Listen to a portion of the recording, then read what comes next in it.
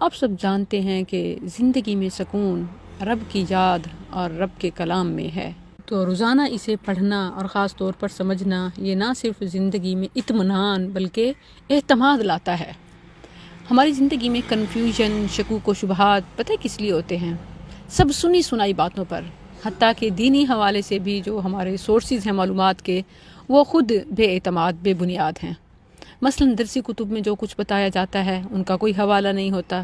یا جو حوالے ہوتے ہیں وہ خود دلیل طلب ہوتے ہیں۔ ابھی تو یہ میں نے درسی نصابی کتب کی بات کی، اور یہ اس لیے کہ بچوں کو جب میموری فیڈ کی جا رہی ہوتی ہے اس وقت بھی مستند نہیں ہوتی، اور ہم جو کچھ مشہور یا سنا سنایا یا لکھا ہوا ہوتا ہے اس کی تحقیق کیے بغیر، ویریفائی کیے بغیر بچوں کے ذہنوں میں ڈال دیتے ہیں۔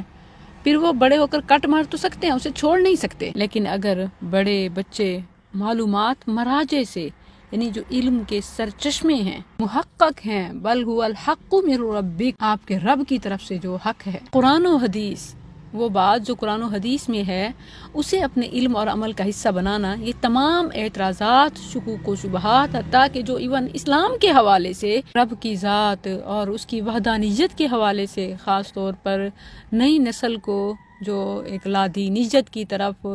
اور دین بیزاری کی طرف جا رہی ہے، ان کا خاتمہ ہو سکے، کیونکہ مختلف جھوٹ انسان کو کنفیوز ہی کرتے ہیں اور رب سے تو دور ہی کرتے ہیں، ہدایت سے محروم ہی کرتے ہیں، لیکن ایک سچ انسان کو اپنے خالق اور حق کے قریب کر دیتا ہے۔ یہ حق کہاں سے معلوم ہوگا؟ قرآن جو سب سے سچی کتاب ہے، لا ریب فیہ من رب العالمین، اوپن چیلنج ہے قرآن کے اللہ کا کلام ہونے میں، اور اس کی ہر آیت، ہر پیغام سچ ہونے میں کوئی شک نہیں ہے، کوئی ڈاؤٹ نہیں ہے، کوئی ایون اس کا متبادل پیش نہیں کر سکتا۔ اس بات کو نان مسلم نے تو جان لیا، لیکن مسلمز کے پاس تدبر و تفکر کا ٹائم نہیں رہا۔ اسی لیے میں ایک شارٹ میسیج آپ کے سپرد کر رہی ہوں، ادروائز ہم یہ ٹاپک تفصیلاً آج صبح تفسیر کلاس میں پڑھ چکے ہیں۔ جیسے آج کی کلاس میں ہم نے سورہ السجدہ کا آغاز کیا، اس میں ابتدا قرآن کی حقانیت سے،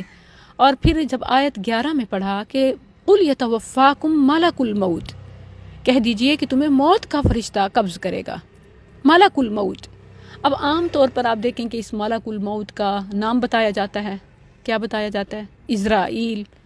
اب حیران ہوں گے کہ قرآن و حدیث میں، قرآن کی کسی آیت میں اور کسی حدیث میں یہ نام ہے ہی نہیں، جبکہ زبان زد عام پر اور ایون ہماری درسی کتب میں بھی بچوں کو شروع سے ہی کیا پڑھایا جاتا ہے کہ اسرائیل، روح قبض کرنے والا فرشتہ، اس کا نام اسرائیل ہے، جبکہ کتاب و سنت میں یہ بات کہیں مذکور نہیں ہے۔ قرآن کریم میں جن ملائکہ کے نام مذکور ہیں وہ جبریل اور میکائیل، جیسے سورہ بقرہ آیت 98 میں ہے،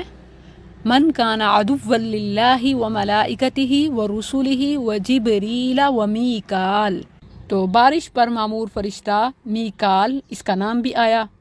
اور نبیوں کے پاس پیغام لانے والا، وحی لے کر آنے والا فرشتہ جبریل، اس کا نام بھی آیا۔ اسی طرح نبی صلی اللہ علیہ وسلم سے ثابت شدہ دعاؤں میں ہے، اللہم رب جبرائیل و میکائیل و اسرافیل، جبرائیل، میکائیل اور اسرافیل، جو نفخ سور پر، سور پھونکنے پر فرشتہ مقرر ہے، اسرافیل، اس کا نام بھی حدیث میں آ گیا۔ جو اسرائیل ہے یہ نام ثابت نہیں ہے، اس کے لیے ملک الموت ہی آیا، سورہ سجدہ آیت 11 میں، ملک الموت، تو یہی کہنا چاہیے، موت کا فرشتہ۔ اسی طرح جہنم کے دروغے کا نام مالک بھی آیا ہے، سورہ زخرف آیت 77 میں، یا مالک لیقضی علینا ربک، جہنمی پکاریں گے کہ اے مالک تیرا رب ہمارا کام تمام ہی کر دے۔ اسی طرح سورہ بقرہ آیت 102 میں دو فرشتوں ہاروت اور ماروت کا نام بھی آیا، علی الملکین ببابل ہاروت و ماروت۔ اسی طرح حدیث میں قبر میں سوال پوچھنے والے فرشتوں کے نام منکر نکیر بھی آئے۔ اس کے علاوہ مختلف کی صفات کا ذکر ہے، مختلف کام کرنے والے فرشتوں کا جنرل ذکر ہے، لیکن جہاں پر کوئی چیز ثابت نہ ہو وہ اپنی طرف سے بیان کرنا اور ایون اس کی تصحیح نہ کرنا تو یہ درست نہیں ہے۔ اگر آپ چاہتے ہیں کہ آپ مستند اور سچی معلومات لیں تو آپ کے لیے قرآن سے بڑھ کر دنیا میں کوئی کتاب نہیں، آ جائیں اس کی طرف۔